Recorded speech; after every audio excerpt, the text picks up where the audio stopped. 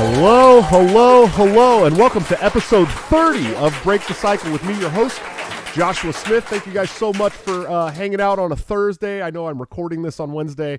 We just got done with a really cool Adam Nutter interview, but we have a really awesome guest for you today. I'm very excited, but let's start off with some sponsors. Of course, we have Lorenzotti.coffee for all your delicious Italian coffee needs delivered directly to your door. Bring the taste of Italy home. Use BTC at checkout for a 10% discount. And of course, my friend, my partner, one of the coolest dudes in the world, toplobster.com for all your graphic tee and design needs. This man is amazing. He's the one who does all of the thumbnails for the show. He hand draws all that stuff. He's amazing. You can also get this awesome Tree of Liberty Must Be Watered shirt by using BTC at checkout for a 10% discount. And of course, anthemplanning.com for all of your emergency crisis and planning needs. Wonderful people, Mises Caucus owned. Definitely check them out. See if they can help you or your business today. Like I said, we got a great guest today. He's one of my favorite dudes in the movement. I've been a fan for a long time. He's had me on his show a couple times. I'm very excited to have the opportunity to have him on my show. He is the host of Flagship Lions of Liberty and one of the coolest guys in the libertarian podcasting sphere. He is Mr. Marc Clair. How you doing today, sir? Josh, I'm doing great, man. Thanks for having me on. I'm excited to be roaring with you on the couch stream here. Yeah, absolutely. I was thinking about having you roar for me, but then I was like, that's not my show, man. It's not my thing. So yeah, I just did a show with Buck Johnson, and I told him I was ready to roar. And he's like, "What? Wait, where am I? I'm in the time warp. I don't even know what show I'm on anymore." You forget. I mean, how many episodes do you have now, man? It's like some ungodly number. Of my personal flagship podcast, we have 3 different shows on our sort of Liberty Variety Show feed, but I just passed, I think, like 510, 511. Something like that. That's wild, man. I'm at 30 and I'm like, wow, I can't believe I made it 30 shows. Yeah. You know what I mean? But I've also it's all perspective. Yeah, well, and I've also put out like I started out, I was going to do a show on Wednesday night and Friday night. Like that was what I was going to do because I'm doing live shows. And then I like started adding some Tuesday shows, and then now it's like Tuesday, Wednesday, Friday, sometimes Tuesday, Wednesday, Thursday, Friday. It's just like it just never stops. You just keep doing shows, It just never stops, and that's how you got to be in the podcasting game. Because if you stop, then people will jump off. Like there's so much competition for ear time, for eye time out there, and if there's a week you don't show up, you might lose people because they say, oh, I guess he's not doing podcasts anymore, whatever. I don't know. There's a bunch of other stuff out there, and that's kind of like why I started Lions of Liberty. Is because I couldn't find, as crazy as it sounds today in 2021, I couldn't find consistent libertarian like podcast interviews that I wanted to hear. This is back in 2013.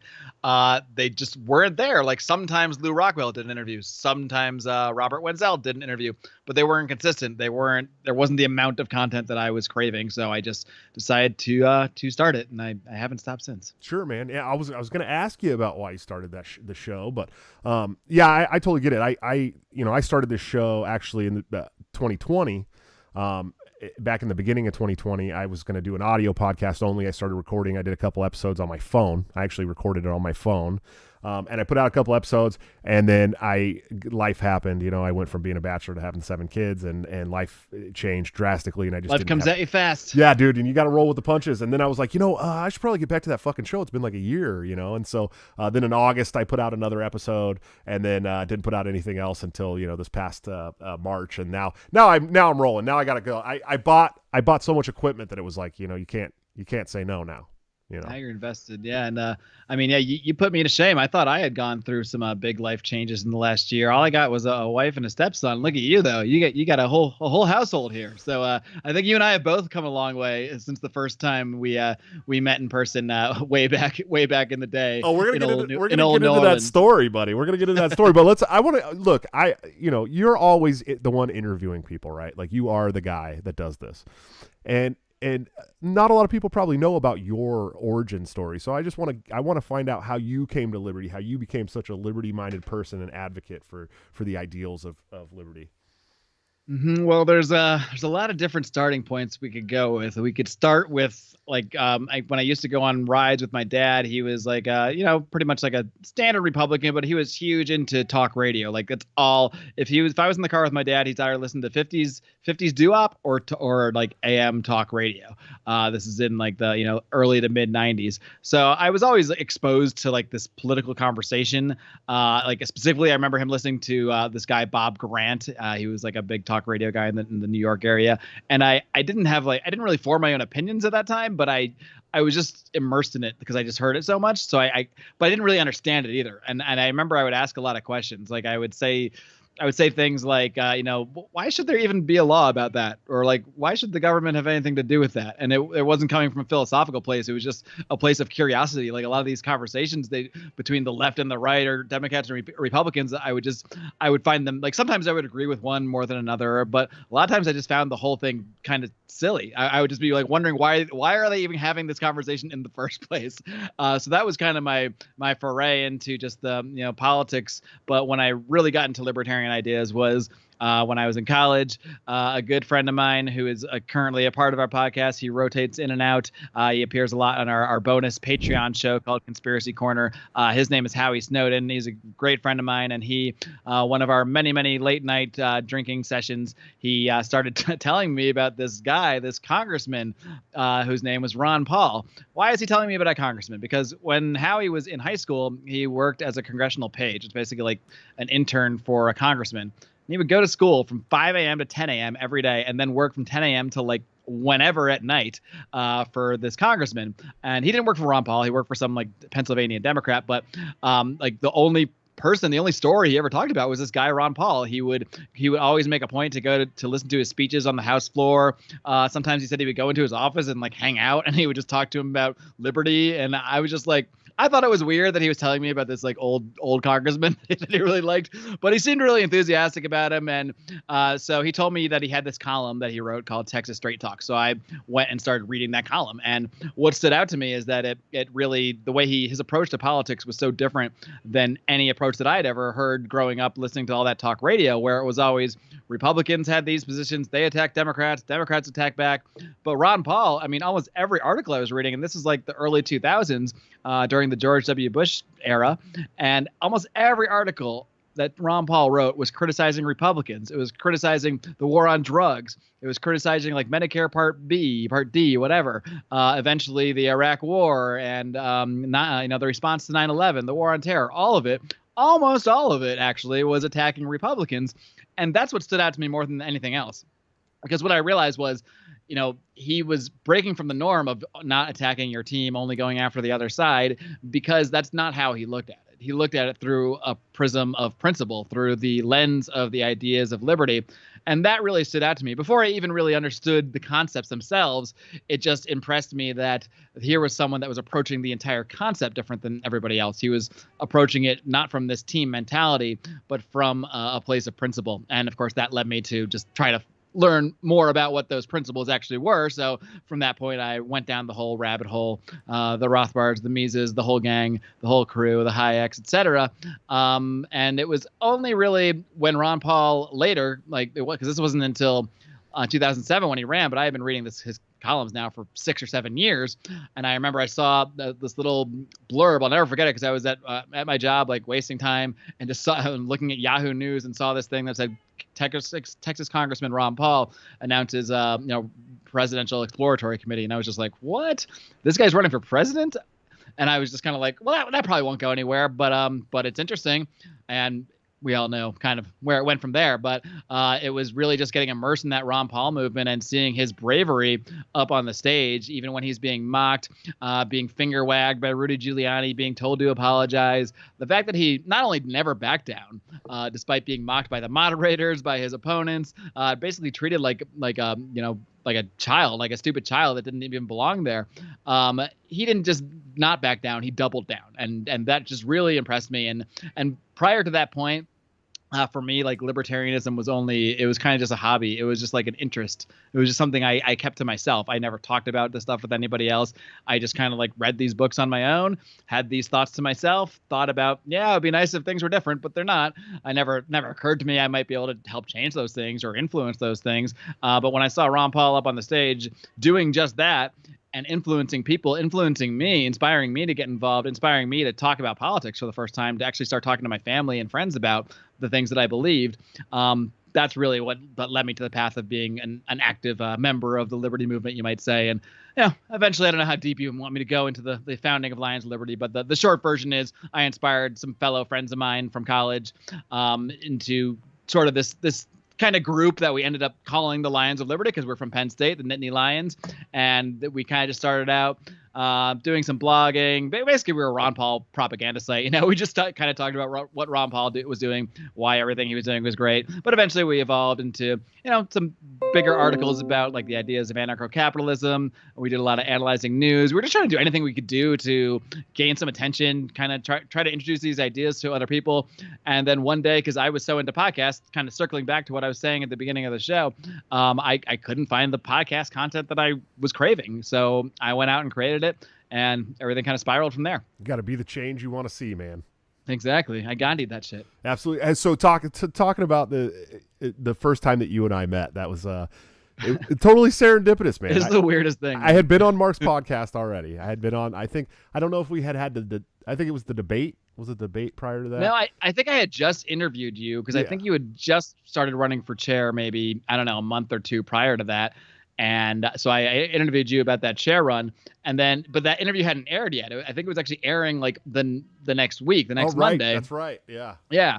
So we'd already like met, quote unquote, over Skype or whatever it was, but not in real life. And then I was in New Orleans for a completely unrelated reason. I was there to see WrestleMania. Yeah. And you were there for a libertarian convention. I didn't even know there was a libertarian convention. That's how, this is really before I got super involved in the Libertarian Party. It was really that election cycle where I got a lot more involved in the party itself. So I had no clue there was even a convention that weekend. So I'm just walking on the streets of New Orleans with a drink in my hand, having a good time. And I just look up and I see your face and I hear, and you go, Marc Clair? And I'm like, Josh Smith. And it was it was wild. Well, there's such a funny like backstory to that for me too. So like I didn't know I was going to New Orleans. Like I didn't know I was going to the New Orleans State Convention, right? I actually got told the day before the convention, like, hey, go to the New Orleans convention. Here's, money for a plane ticket or whatever. So I hopped on a plane and I was like, fuck it, I'll get a hotel when I get there. It's New Orleans. This is going to be easy. But no, WrestleMania's in town, and every single hotel room is booked. So you got the Libertarian a party of Louisiana State Convention going on at the one hotel by the airport, and then every other hotel's stacked with people there for WrestleMania. And so I'm walking through the French Quarter, and I find this little like heroin den like hotel, like motel, right? And I walk in, I'm like, hey, do you guys by any chance have a room here? And they're like, yeah, absolutely, $25. I'm running for the chairmanship of the third largest political party. Do you have a place I could crash? You got a place I could crash? And they're like, sure. And so it was like, I think it was like $38 or something, right? And it was like in the French Quarter in the hood. And so I pay the lady and I go up to my room, and the like boards are like pulling up off the floor. The mattress is wrapped in plastic. The bathtub's got like rust, I hope, all over it. And I'm starting to think, I'm like, oh, this place was flooded out and then never fixed, right? And it smells really bad in there. There's like people detoxing off heroin in the lobby and shit, right? And I'm like, oh, this is great. So my buddy Lonnie Dupree comes and meets up with me for a little bit. He lives not far away from there, and he chills and he's like, dude, this is a bad hotel. And I'm like, yeah, I don't care, man. I couldn't find anywhere else to sleep. I figured I'd sleep here tonight and then find a room tomorrow night or whatever after WrestleMania or whatever, right? And so I was in the hotel room and I'm just there by myself, and there's like people screaming and yelling and shit. And you're like, I'm only a couple blocks from the French Quarter or from Bourbon Street. I've never been here. I might as well go check it out. So I walked down to Bourbon Street, and man, there's people chanting wrestling shit everywhere. It was insane. And then Yeah, I was walking down the street and I'm like, that's fucking Marc Clair. What the hell is going on here? So me and Marc partied all night long, man. And then I walked back through the hood to my little hotel and slept in my clothes on top of the comforter, on top of the plastic covered mattress that night, and I ended up sleeping in the hotel of the hotel lobby the next night where the convention was. So nice. It was I think I lost my other friends I was even with. I think we just ended up and going off into the dark nether regions of yeah. Bourbon Street I think it was just you and I. I think we were probably out till like 4 o'clock in the morning or something. Something like that. I think I was finally it gets blurry towards the end. Yeah, it was really blurry at the end, and I think at some point I was like, Marc, I have to give a speech tomorrow at a convention. Yeah, I probably got to head back, bud. I think that was probably one of the every convention I went to there was something going on, and you always had to go and hang out with people and drink and do this and that. But that was probably the craziest I got on the convention trail for sure. That and Nashville. It's a hell of a first meeting story. I think we got a good one here. Yeah, I don't think a lot of people have that. We just randomly, both from California, but I was living in Oregon at the time, and we just randomly met up at the on Bourbon Street, on like proper Bourbon Street. So it was fate. Yeah, pretty cool. So you've had some recent life changes, man. You got married, you got a step kid. I was kind of following along as much as I could. I've been booted off of Facebook since October. They won't let me back, and that was where I saw a lot more of your personal stuff, but Twitter as well. And so, why don't you give us a little story about? Can we talk about some of the personal stuff? Is that all right? Well, sure. Why not? I'm an open book nowadays. So there's talks of Mexico. There's a marriage. How did this happen, man? How did it happen, man? Life comes at you hard and fast, doesn't it? No, I met my wife a couple years ago in Mexico. She's from Mexico. So obviously once I met her and decided I wanted to pursue a relationship, and because that's a big step when you meet someone in another city. I mean, for most people, and that wasn't my plan at all going to Mexico City. I actually wasn't even supposed to be in Mexico City that week. I was supposed to be working, and I was actually planning to take a trip to Mexico City a month later. Just because it's a city I'd always wanted to go to. I've been all throughout Mexico, but I'd never actually been to the city. But then we randomly got a week off work. Normally when I get a week off work, it's a kind of, when I work in live TV, so a week off, like production still goes on. So when we get a week off as staffers, we can either take the week off or we can work it and just get like double time for it. So normally I'm always a big saver. I'm always trying to scram for every dime I can get. So I usually just work through those kind of periods and just make the double money. But for whatever reason, I just said, you know what? I deserve this vacation. I want to go do this. I couldn't find anybody else to go with me. All my friends are married at this point or lame or some combination of those two things. So I was like, screw it. I'm just going to go like next week. We got this time off I didn't expect. I'm just going to buy this ticket and go. And then it's funny because all these things were happening. Like I almost didn't go because, this is so funny. I was in New Orleans again the weekend before this. So New Orleans is the theme here for whatever reason. It's a city that sucks you in because my friend a good friend of mine had his bachelor party that weekend prior. Like his bachelor party was on like a Saturday in New Orleans, and I was supposed to fly to Mexico on like a Tuesday. And then I get back from New Orleans, and at one point while I was in New Orleans, I lost my debit card, as these things tend to happen. Happened in New Orleans. But no problem. I have 2 debit cards. No worries. So I call my bank, just tell them to cancel the one debit card, and whatever. I have the other one, so I'll worry about it later. So I get back to LA and I go to take out. I always like to take out some, a couple $100 of hard American cash before I go traveling, and my debit card didn't work. The one that I actually had. So I was like, well, what's going on here? So I call my bank and they're like, oh no, we canceled that card. Like you said. I was like, no. That was the wrong card. No, you canceled the one that I do have. So now I have lost one debit card, which I guess they didn't even cancel at the time. And then the other one I did have was now canceled, and I'm going to Mexico tomorrow with no way to access cash. So I'm like freaking out. I'm like, should I even go? Like, should I even bother? And I was texting a friend of mine. I'm like, I don't even think I'm going to go, man. I don't know. Something fate's getting in my way here. But my friend, who I owe so much to in my life now, he said, you know what? I have this debit card. It's a Charles Schwab card. There's no fees, international. Just take my debit card. I'll change the PIN to whatever you want. Just transfer me whatever cash, and then you can just use that card. Wow. So yeah, so that's what happened there. So I wasn't really supposed to be there, but I ended up there that week, and I just kind of had a good week hanging out by myself, just exploring the city. I would go out to some bars. Eventually, I opened the apps, opened the Tinder, if you will. And then, I ended up on a date that turned into a 5-day date here in Mexico City with the woman who would become my wife. And we just kind of, to say we hit it off would be an understatement. I mean, we really, really hit it off on our first date. We, I'm not. Let's see. How much do I want to reveal on this podcast? I'll get some highlights of my first date though. On our first date, we were detained by Mexican police. Got out of that detention from Mexican police. Went to Lucha Libre. Went to an '80s dance club, and we're up all night together. And then that date went on for 4 more days because I was leaving on a Tuesday, and we just became completely inseparable from that point on. Sure. Quite literally. But it was a ballsy move, I guess, of myself to decide to actually pursue a relationship from that, because for most people that would probably just be a 5-day fling and maybe move on with their life because it's another country. Like that's crazy. But I'm a little crazy, so I actually did continue to pursue that relationship, and the feeling was very mutual. And then last year the pandemic hit, and we actually were in a spot where we were both working a lot. It's kind of funny how things work again. Like my girlfriend, then now wife, had a bunch of productions lined up in Mexico City. She kind of works in a similar industry, doing TV advertising and production. And I had a whole bunch of work lined up, and we were like, man, how are we even gonna make this work right now? Like, we're so busy. I don't even know how we're gonna get to each other to spend time together. And then suddenly, coronavirus hit. Well, she lost all that work. The entire industry was shut down in Mexico. The company went bankrupt too later on, so she didn't even get paid for work that she had already done for them. And then I got furloughed from my job at the NFL Network. I'm back there now, but I was on like a 2 or 3 month furlough.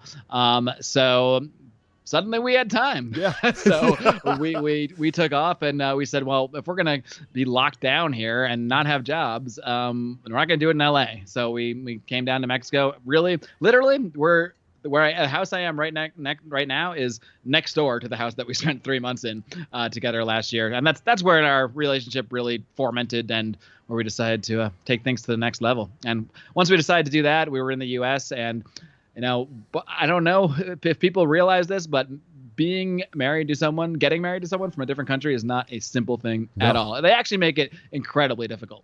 But we decided once we really looked into it, and we were already engaged, and we were in the United States, we realized that the best thing to do for us was to actually just go get married and then work out the rest later. So we did the whole Vegas thing. We got ordained by Elvis, and the rest is history. Was it legitimately an Elvis impersonator? Yeah. He was great. That's the coolest shit, man. It's funny because probably a year earlier, we had been joking about that. Like, oh yeah, we should get married someday in Vegas, like by Elvis, But I guess, that joke manifested itself into reality. Nice. So you probably spent some time in Mexico now, is what you're saying. And how has it been, like the COVID, it's because we're both from California, right? I left, we kind of did something similar here. I left California 24 hours before they instituted the 5 minutes before they instituted the 24-hour lockdowns, initially back in, what was that? March. Yeah, it was like mid-March. Yeah, so I left 5 minutes. I hopped on an airplane at 11:55 a.m. My flight took off to Iowa, and they started it at midnight, at least in San Francisco. And I've been in Iowa this whole time, and it's been great because California is hard to deal with right now. You went and spent some time in Mexico. How has the change been between being in California dealing with COVID and then Mexico dealing with COVID? I mean, it's interesting because I was just walking to the store today, and there was a couple of people wearing masks here, even in this small town, which is like way out of Mexico City, the town that we're hanging out in right now. So I couldn't say like it doesn't exist here, or that people aren't affected by it or are reacting to it. But it's different. I would just say it's different. It definitely doesn't feel like LA, where like everything was closed. I mean, things are open here. Everything's open. Bars are open, restaurants are open, what have you.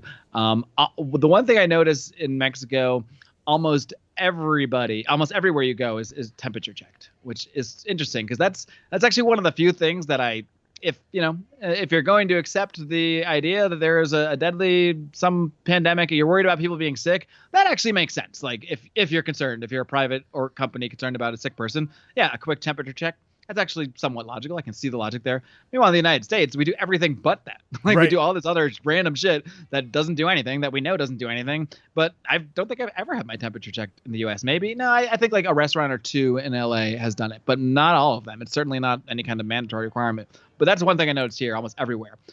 Now, when I say everywhere, I mean like the actual major stores owned by major corporations, like this bodega store I go to, Bodega Aurora. It's actually owned by Walmart, so they have all the same regulations that Walmart probably does in the U.S. But when I just go to the local tiendita where I bought this 30 peso Victoria 40-ounce beer here, I mean, there's nobody cares. Like, I don't need a mask there. The person working there isn't wearing a mask. It's kind of like two realities living, within the same town. And that's just a little snapshot from this specific place I am. I mean, Mexico overall, there's actually like no real federal regulations about this stuff at all in Mexico. It's all state by state. There's like, I want to say 18 states, but that might be totally wrong. There's some number of states in Mexico, and each of them has had various degrees of lockdown. They all have, red level, yellow level, blah, blah, blah. Like, I know at one point last year, which is why we actually stayed in LA for a little longer. Like Mexico was actually more locked down than LA. Mexico City at one point, it was like super, super red zone lockdown. So it's different. I can't say it's like, it's, so much more free than LA that I'd like to say that. But I mean, the vibe is different though. That's for sure. Like I don't see anybody that looks at me in fear for not wearing a mask. No one crosses the street and runs away from me when I'm walking outside without a mask. That happens every day in LA. If I'm outside walking without my dogs, or just walking with my wife, walking outside, we don't wear masks outside because we're sane. But almost everyone in my neighborhood does. I mean, I rarely see someone walking alone outside or walking with their significant other without a mask. So that's something that's a huge difference, is that, and I think that's a big difference in the cultures. Like, people in Mexico don't fear each other. Like, there is really that mi casa es tu casa attitude here. I mean, it is more of a family, like we're all in this together kind of thing. That's just kind of a vibe thing. Whereas LA, it feels like everyone's against each other. Everyone's afraid of each other. People see you without a mask and you're the enemy. You're someone to be afraid of. You're dirty. And there's zero feeling like that here at all. Whatever like level of regulations there are, or that private businesses enforce, it's all, everyone just kind of like does it. Like, there's not a huge resistance to it, but it's also not, there's nothing mega tyrannical going on here, really. I would say, like, I have experienced nothing except a temperature check ultimately, and stores like that require masks.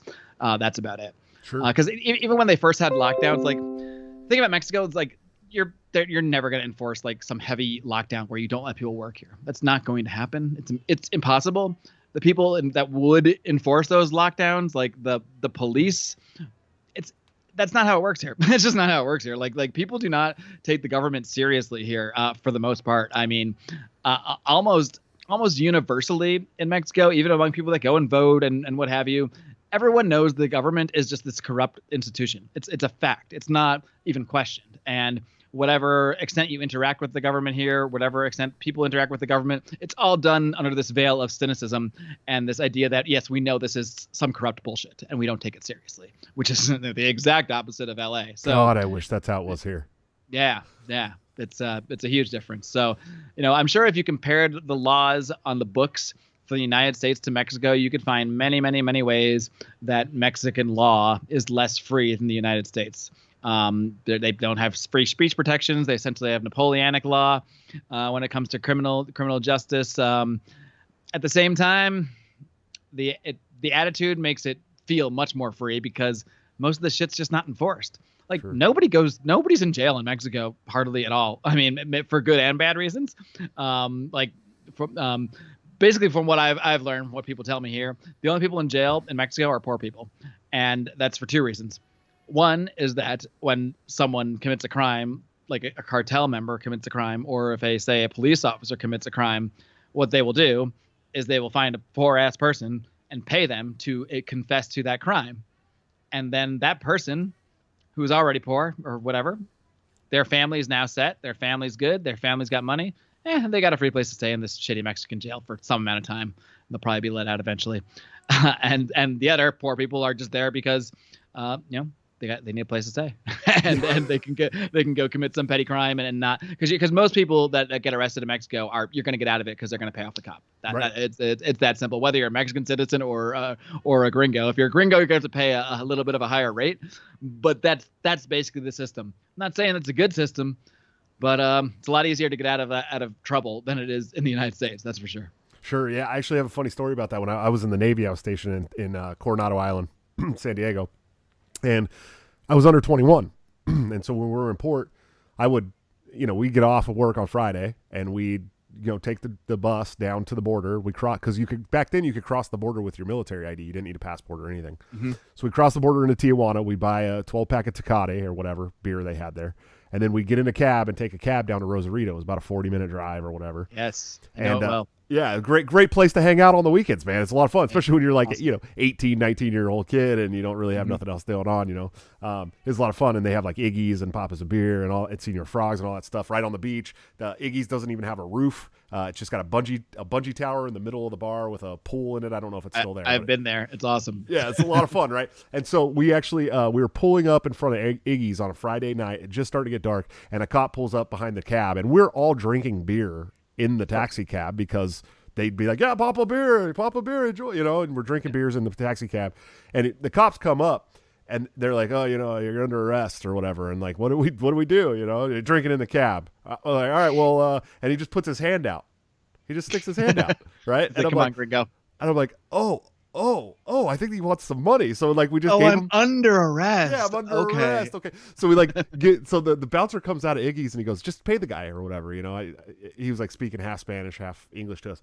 And so we give the guy like $20 or something. And he's like, all right, have a good night. And left. And like we went in the bar. The bouncer like ushered us into the bar. And it was like, that was the most bizarre thing I've ever had happen to me ever. Like, I was a kid and I'm like, where I'm from, the cops pull you over, they're taking you to jail. I mean, if they're you're under arrest, you're going to jail. Here it's like $20 and you don't got to go to jail, man. Exactly. And I'm not saying it's good to have a system where you can bribe the cops, but it might be better where it ruins your life if you encounter the cops every fucking time, so maybe it's not that bad, and honestly, there's something like, I don't know, there's something just kind of cute about a Mexican cop shakedown. Like I've had the situation a couple times.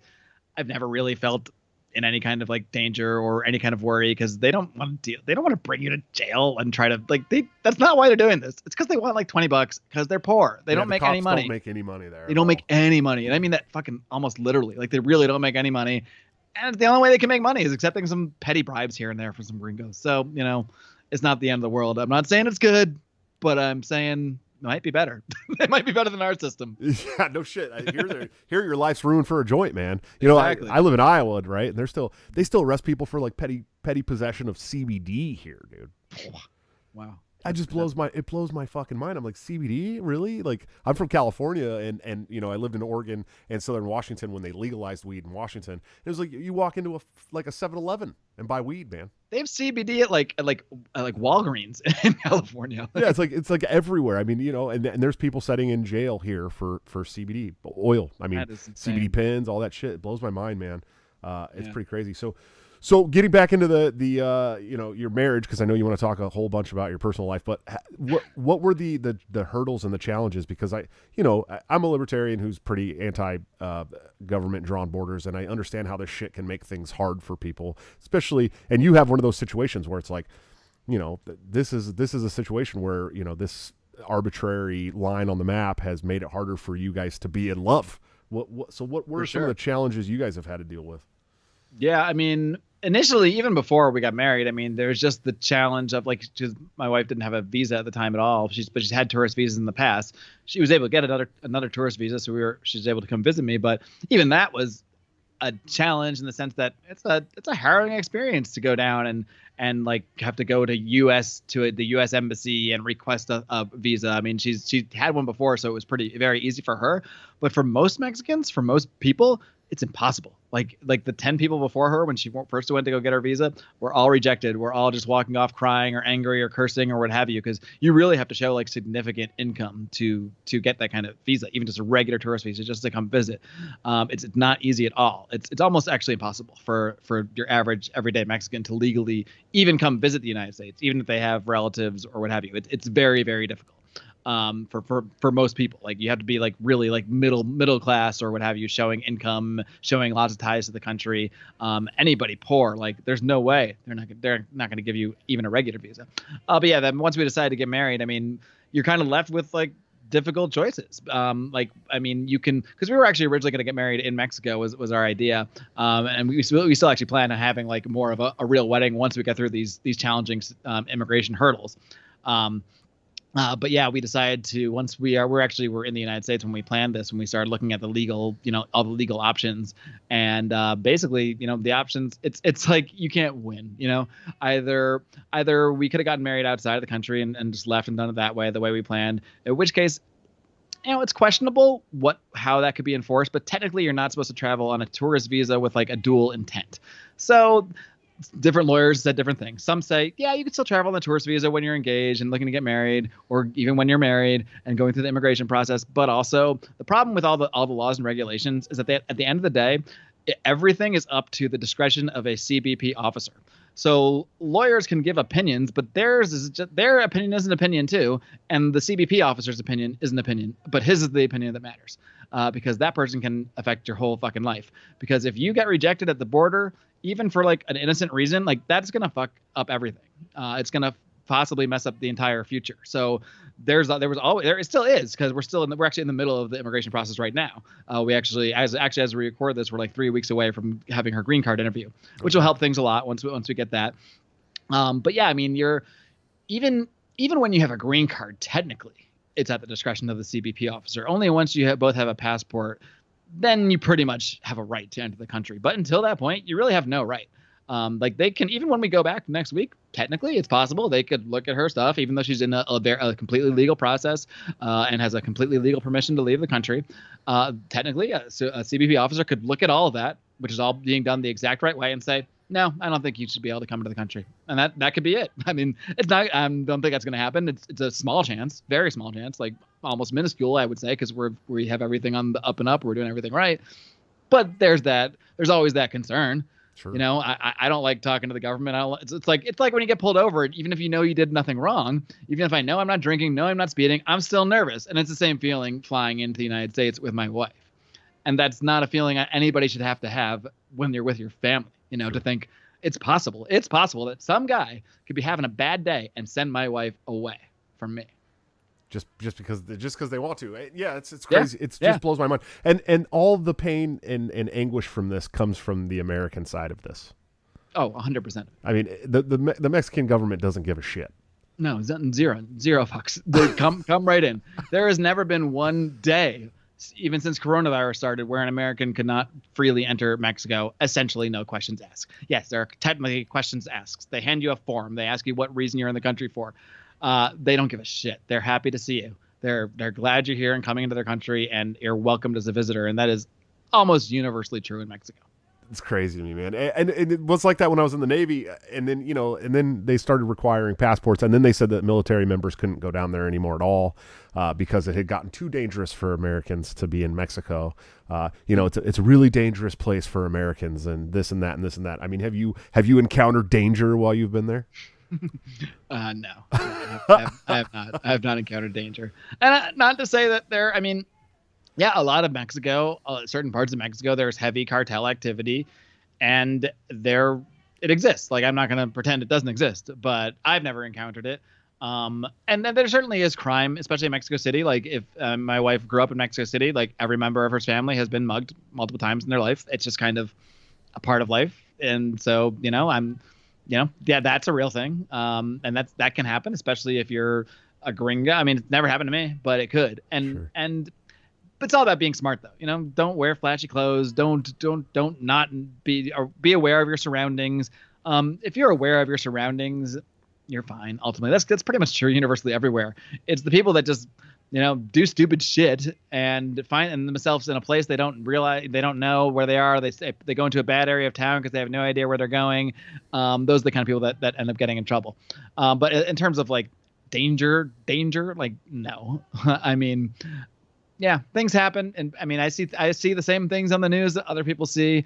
I'm not going to deny that there's violence here, but there's not more violence than there is. If you actually look at like the top cities of violence in the world, like some of them are, I think both in the top 5 are Los Angeles and St. Louis, are both technically more dangerous than Mexico City. There might be more widespread crime in Mexico City, like more widespread petty crime, but Los Angeles, St. Louis have higher murder rates and that sort of thing.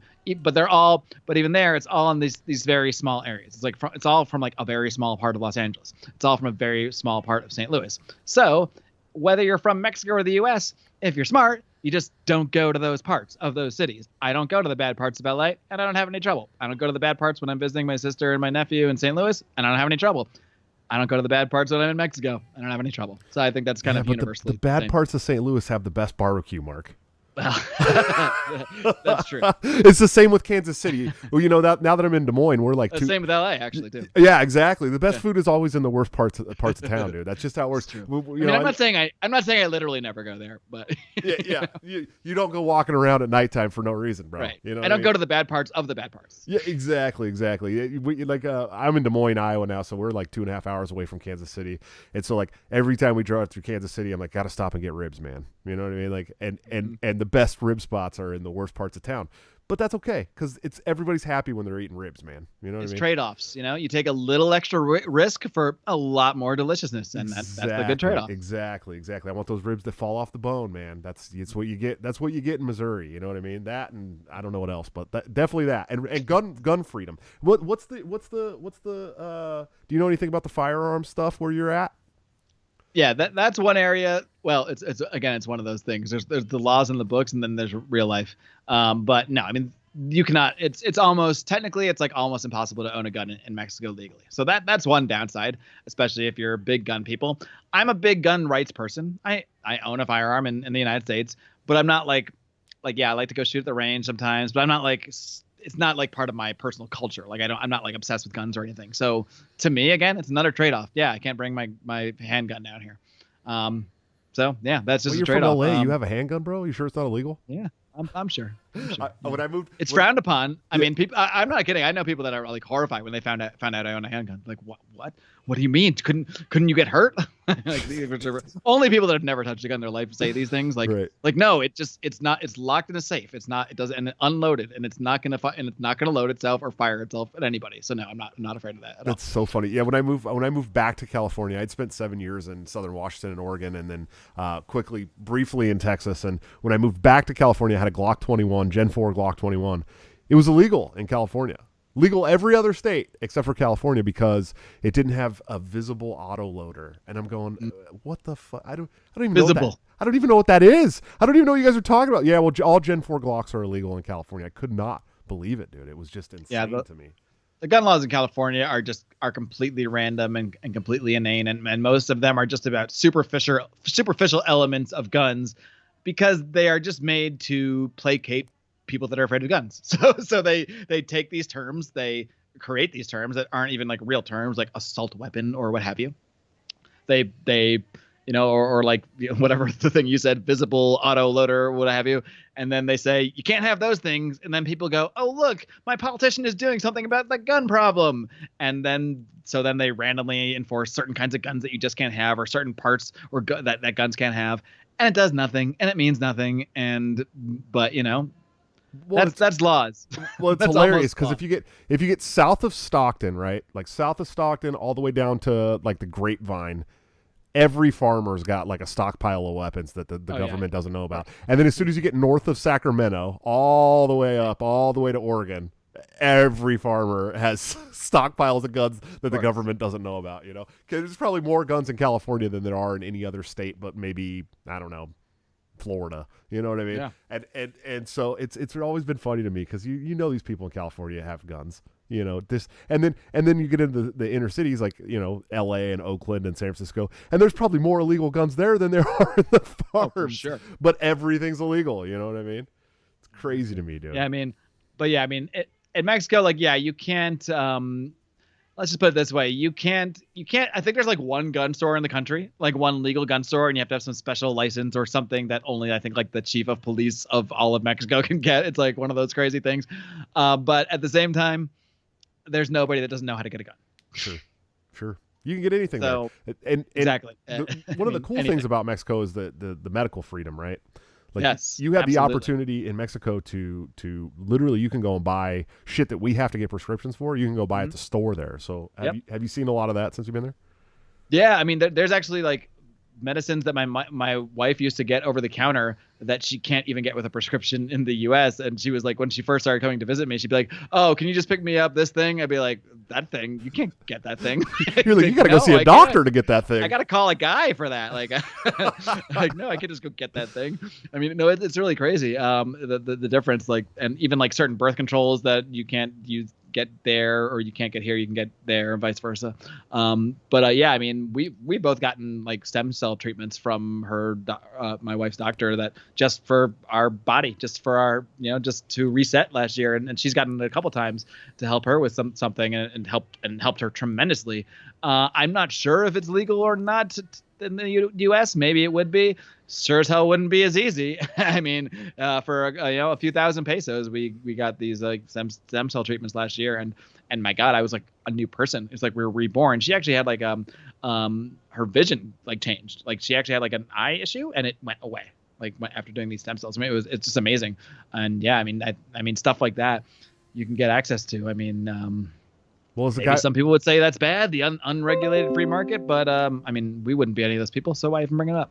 No, I think it's a great thing, and as a guy with a macular degeneration in my right eye, I'm really interested. You got my interest now, man. Well, interestingly enough, I don't have it, but I have the thanks to my friends at 23andMe, I have the gene that for it, so I could theoretically, start macularly degenerating any day now. Sure. But I guess I don't know if mine's a degeneration. So I had like some kind of infection in my eye when I was born, and it just it ate a hole in the center of my macula, and it's so I don't have the vision in just that little center piece of my right eye. But it's like scarred around the hole, so like they don't think it's growing. So it's not actually degenerative. It's just I don't remember what they call it, some other word. But man, if stem cells could, I don't think it would help that. But I mean, I'm not a doctor, but it's possible. Couldn't hurt to try. I'll tell you that, because I mean, it did wonders. Like it's like wow, we looked younger. Like you can see the physical changes. Like it really is like resetting your body and resetting your cells and re-energizing them. Crazy thing. Like I've kind of gone back and forth a few times. Like right now, I'm not really eating meat, but have not declared myself a vegetarian, and I still eat fish. But for about 3 months last year, after we took these stem cells, we didn't eat any meat, and it wasn't by choice. This weird thing happened, and her doctor actually said like, "Oh, you probably shouldn't eat meat for like a day or two, after doing this." We're like, "Okay, cool." So of course, like later that night, we got like a rack of ribs and like just went to town. We're like, "All right, doc, sure, whatever." Yeah. And I just threw those ribs right up. Like I didn't even feel sick. I just threw them up, and then I was fine. But suddenly, I didn't want any meat. I didn't even want eggs. We both experienced the same phenomena, and it probably wouldn't have been the same if we didn't go right to the meat right away, because we did it again and didn't have the same thing. So I think that was because we immediately ate meat when the doctor told us not to. But the way he explained it, and I don't know how scientifically true this is, but it kind of makes sense to me. Like when you're resetting your cells with these stem cells, like you're kind of like, it's kind of like your cells are baby cells again. And like you wouldn't feed a baby, like a 2-month-old baby, like ribs, because a baby can't eat ribs. It would just like reject them, because your body doesn't want that. So I don't know, I guess we kind of did that, experience that ourselves by like literally eating ribs right after it, and then our body was like, no, I don't want that. So I mean, after like 3 months, like neither of us wanted. It wasn't even like a decision. Like we just didn't want it. Like our body told us like, no, don't eat it. No, we've ebbed and flowed since then, but that's wild. Yeah, it's just an interesting side effect. Yeah, I think the stem cell stuff's pretty cool to think about. I know Angela McArdle, who I know you're familiar with. You spent some time with Angela McArdle. She had stem cell treatment for Crohn's, I believe, and she said it like healed her, man, which is wild to think about, because it's not something that you typically get healed from. stuff is a miracle. I mean, again, I'm not a doctor, but yeah, it helped my wife with an autoimmune disorder that she was dealing with as well. That maybe technically she has it, but she doesn't really experience it anymore, and that's a huge part of it, along with like lifestyle changes and stuff like that. Sure, yeah, and that's something that I'm working my way to is the lifestyle changes, man. It's a hard part, but man, if I could get some stem cells too, man, maybe I'll come down. Maybe I'll come down and visit sometime, man. So absolutely, man. We know the guy to send you to. Yeah. So what's up with the show, man? What's going on with Lions of Liberty? What do you got coming up? We're kicking on all cylinders, man. I really feel like I feel like we say this to ourselves every couple of years. We're like, really feel like we're hitting our stride now, and it's always true because you're always trying to hit different levels and kind of ascend to a different place, I suppose. But that being said, I really feel like we're hitting our stride, and I think we've all sort of evolved. The three of us, maybe not Brian. He's just kind of the same old guy now. But we've kind of evolved over the years. I mean, like I listen, you'll probably experience the same thing like 6 years ago when you listen to these early episodes. Like, I cringe at early episodes of Lions of Liberty, just absolutely cringe. Like, there's days I just want to take the whole first 100 down. Like, I can't even listen to this stuff. Part of it because I wasn't a natural host. Like, it was really something I had to grow into having like natural conversations. It's actually very uncomfortable for me at first. So there's that aspect of it, but also just my approach has changed so much over the years and what I think is important. And like, I don't know, like now I think my personal show, my flagship show every Monday on Lions of Liberty has reflected my own evolution in the way I approach things. So I used to do episodes like, I'll spend an hour talking to Walter Block about how a libertarian society might deal with like mandatory vaccines or something like that. Or but I think a good reflection of like the new way I approach things is like I had Jeffrey Tucker on a few months ago, and we're just kind of talking about the whole year of lockdowns and masks and just having a blast talking about the whole thing, just kind of letting it flow. And right after the interview ended, he was like, "Oh, that was really fun, man. That was great. It was great to catch up. I'm so glad you didn't do the whole like how would an anarcho-capitalist society handle the coronavirus thing." And I would just laugh so hard at that because like if the show had taken place 3 years earlier, that same interview, that is what the show would have been. I would have been like, "So Jeffrey, tell me the technical aspects of how property rights would intersect with the medical freedom of the," and we like, and I think that stuff is good for us libertarian nerd boys, but that's the only people it's good for. We're not going to reach anybody else with this kind of like breaking down of the NAP logic reason stuff.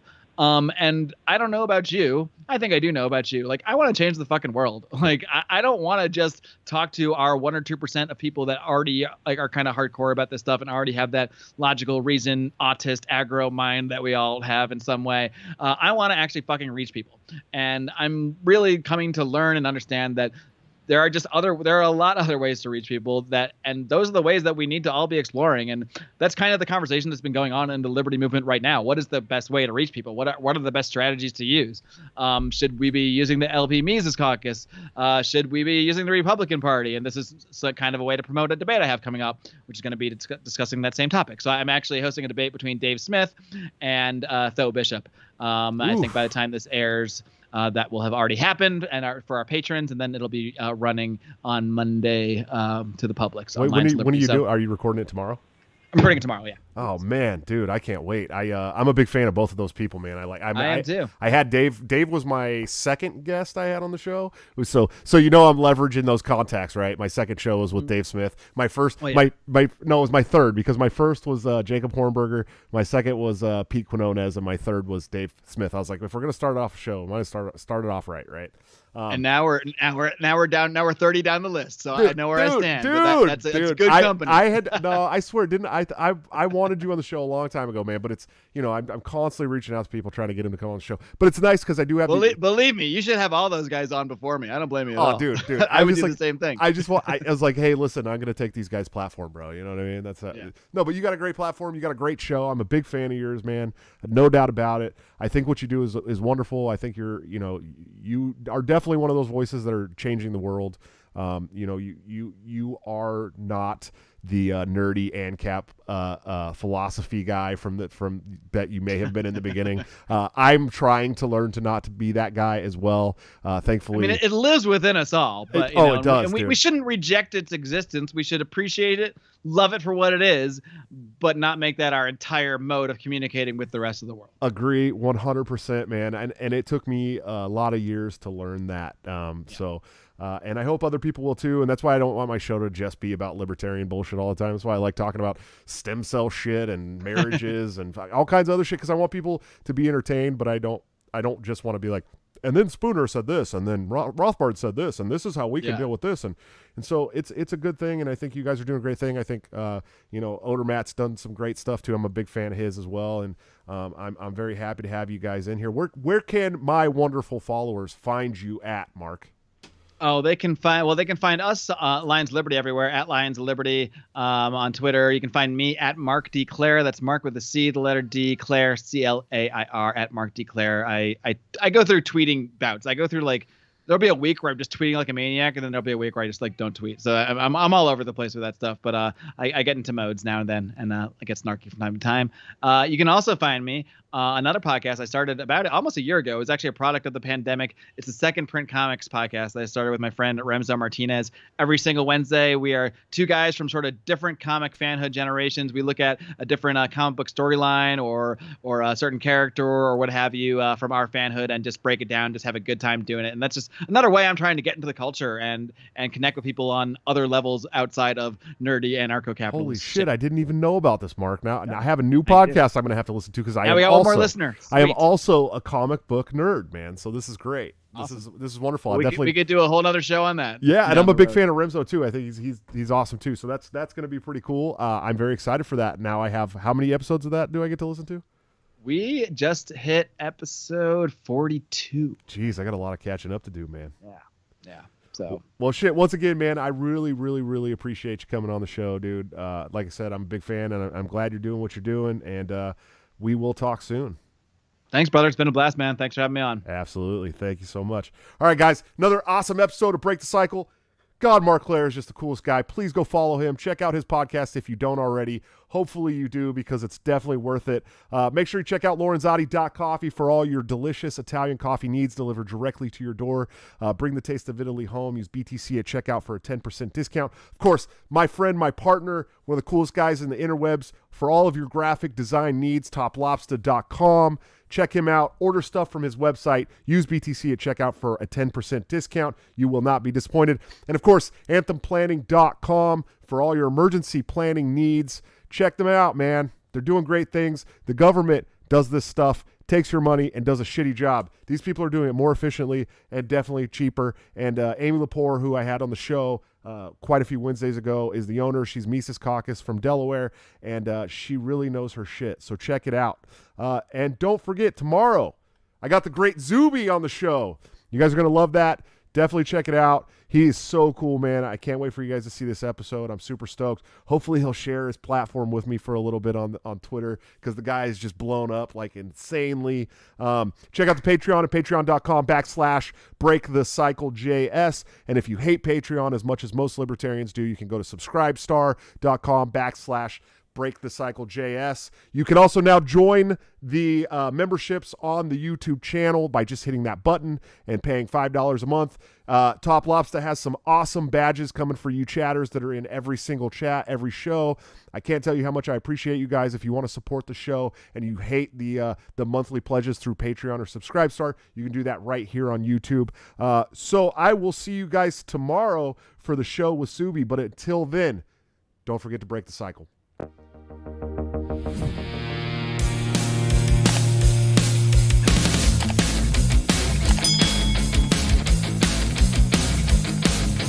Due to legal reasons, I just have to explain. The lyrics of my last song may seem to contain a violent call to action in the verse and refrain, but I just meant it in Minecraft. The helicopter part was in reference to GTA 5 and the things you do. So any violence you commit, I am not an excuse, because I just meant it in Minecraft. Well, Chipper is my friend and he's constantly cold. Accusations of incitement getting totally old. Make your own choices, yeah, you have control, because I just meant it in Minecraft. Obviously I would never advocate force, unless there's due process and a trial, of course. And if you're convicted, we will make you a corpse in Minecraft, just in Minecraft. Nothing on me and you know it. No product bidders cause it closed from COVID.